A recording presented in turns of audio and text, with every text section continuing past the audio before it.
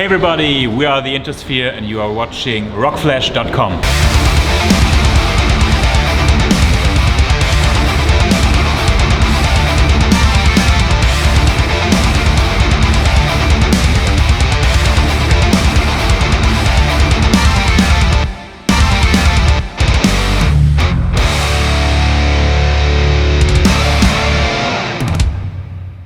ROCKFLESH.com at Radar Festival 2024, and we've got our first interview of the weekend with the Intersphere.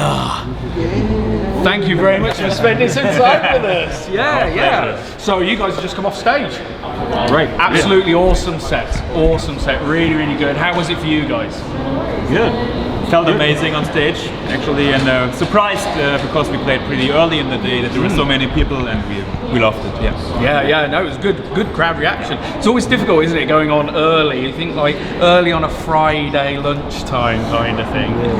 It's unusual, but on the other hand, now we have the free time all the way until midnight, so we enjoy the rest of the day. Exactly. Yeah. So are you here just for today, or staying the whole weekend? Currently we are on tour with Pliny. So last night we played in London, and I think that was the problem about today, because last night was very late and this morning it was very early. So that was the main problem. And tomorrow we're gonna play in Dublin. Dublin. Oh, so a little bit of a journey. Yeah. Well, I can say in the crowd we didn't notice if you were tired or kind of a little bit like from last night, weary eyes. Totally didn't notice at all. It was really, really good. Especially the dynamic drumming. Really good. Really impressive. One of the things we've noticed actually, and it's often with German bands such as yourself, is that the drummers are on the side of the stage rather than necessarily behind. And I don't know if that was just something that happened coincidence today, or Name another German band with that setting. the Hirsch effect. Yeah, they got it from us. Did they?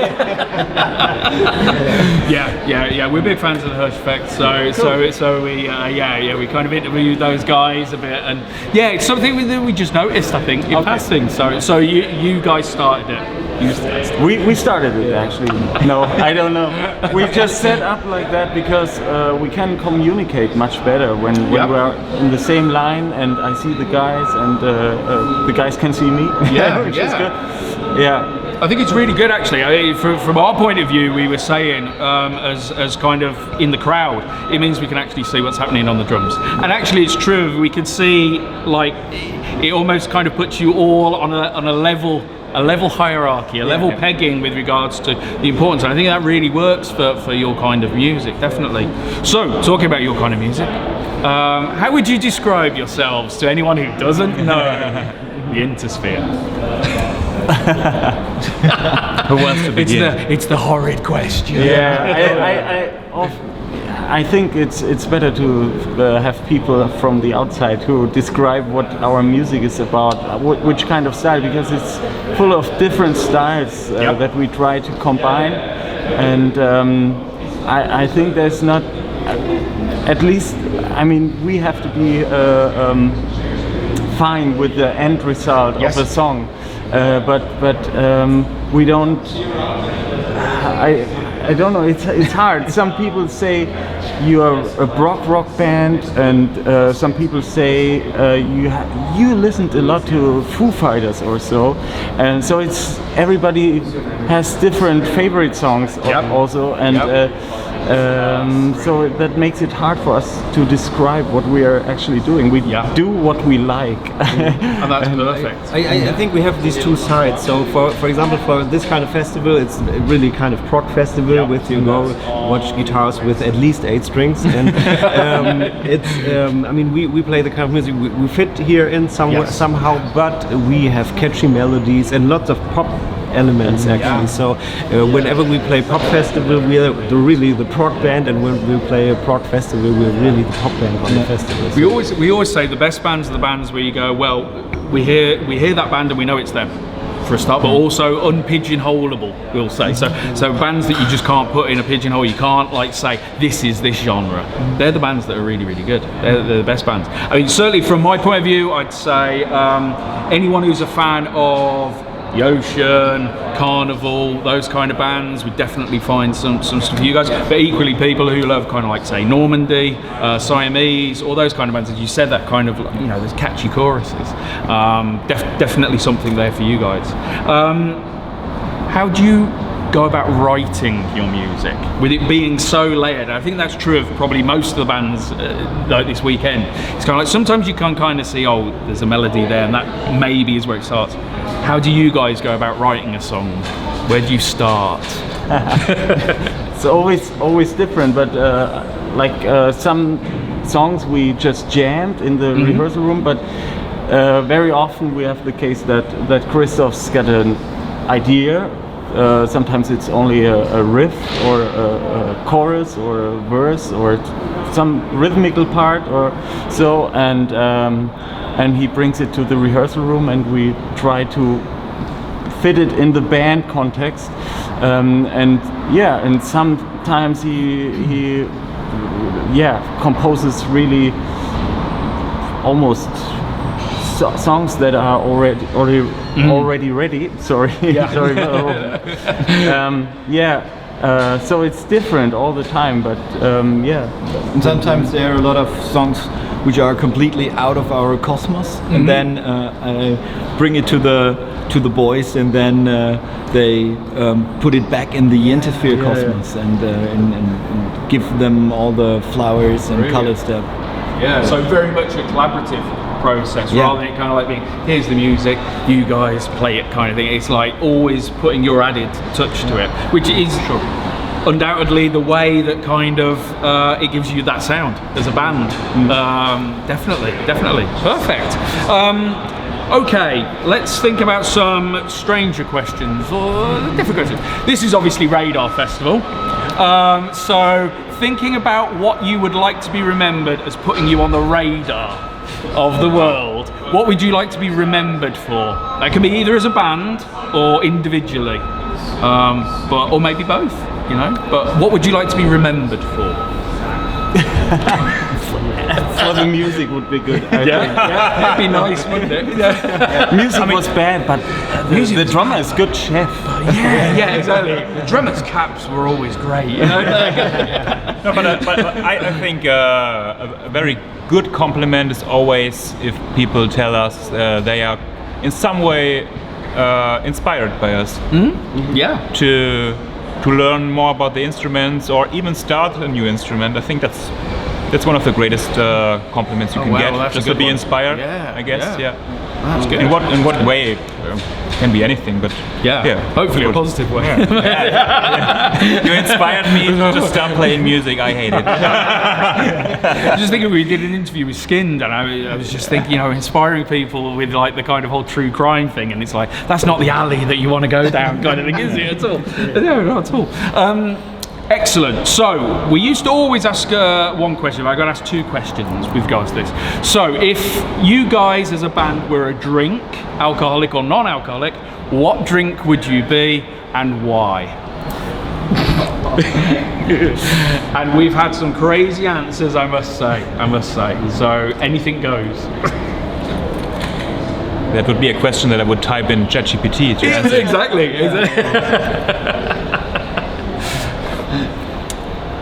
Not a beer.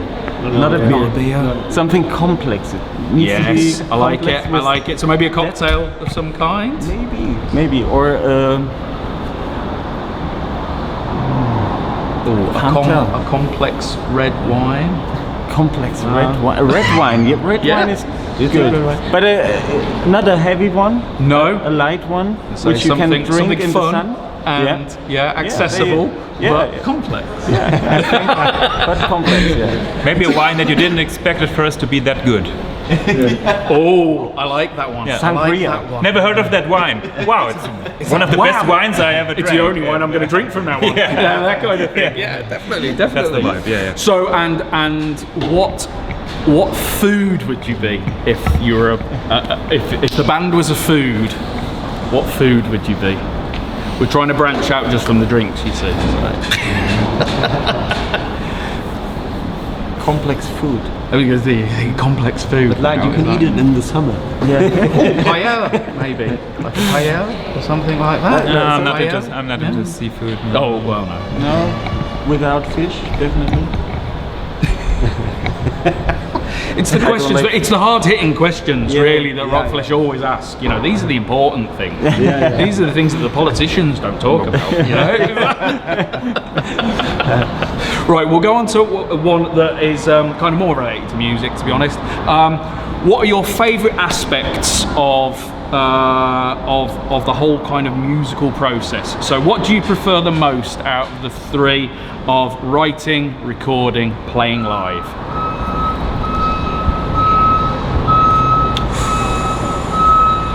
Do we have to agree on one answer? No, you can each give a different answer. You can rank order them if you want. Yeah, you know, kind of. I'll rank playing live number one. Yeah, for me too. For me too. Yeah. For me, it's the writing thing. Really? Yeah. Yeah, excellent. I like it most. Just without any borders, just think and look what comes out of your body. So that's really I think a lot of the time they interact, don't they? So obviously it's the kind of, you know, the writing process. Unfortunately, we don't have to choose. Exactly. And it's often, I guess, when you've written something that means a lot, and then you're able to perform it live, and you see that first reaction the first time. I guess that is kind of special as well. So yeah. The correct answer is that they all feed together perfectly. But, yeah. Okay, if we had the Intersphere Fest, so festival, who would you have on your festival, like the headliners? And it doesn't need to be just music. You can have other stuff at your festival if you want. So we have had previously people doing like kind of penalty shootouts with goalkeepers, that kind of thing. So you know, if you fancy that, but you know, yeah. And obviously you'd be playing it, so you also need to say where on the bill you'd be playing.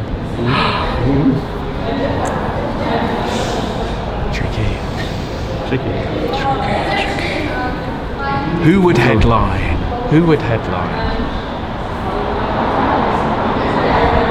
And it can be any band, past or present. Yeah. Or future if you're able to do that kind of thing, but that's more difficult. But we can come up it with could be something. You cannot. You could so not. many bands. Yeah. Well, exactly. That's the difficult thing. We did have with the Hirsch Effect. They wanted to basically give a call to Dillinger Escape Plan, get them to reform with kind of, you know, a lineup they wanted. So there's those kind of things. I would work on like a reunion of the Police and ask them to come. Yeah, that's a good one. That's a really good one. That's a That really would be good my one. choice. Do you think you'd want to load the festival with bands similar to your style, or very kind of eclectic style? Like almost like kind of snapshots into different aspects of your band. You say? Interesting, I think. Yeah. And to be honest, I myself don't even listen to that many bands that sound very similar to us. So. Oh, we I already guess- know no one sounds like you guys.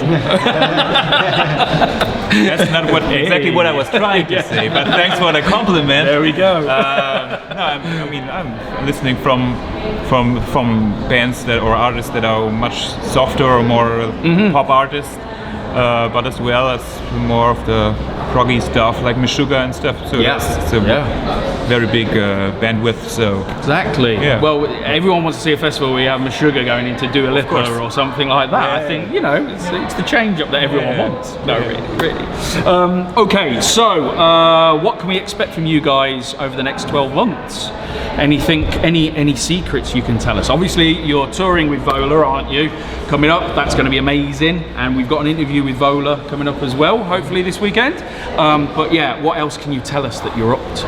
well, maybe the first thing in chronological order is that today's our single release of our single Ghost Train, and actually Pliny Featuring, I was going to say. Pliny with his guest appearance that we're very happy about, and then next tour is gonna be in fall and autumn, and we're gonna be support for Vola, and we're trying to do some booking for maybe our next headline tour, but that's just some thoughts that we have, and of course always trying to come up with new music, but no exact plans that we can. No already- exact plans that you're gonna like haul yourselves away into a little hole and record up anything yet? No, just a bit of writing on the fly.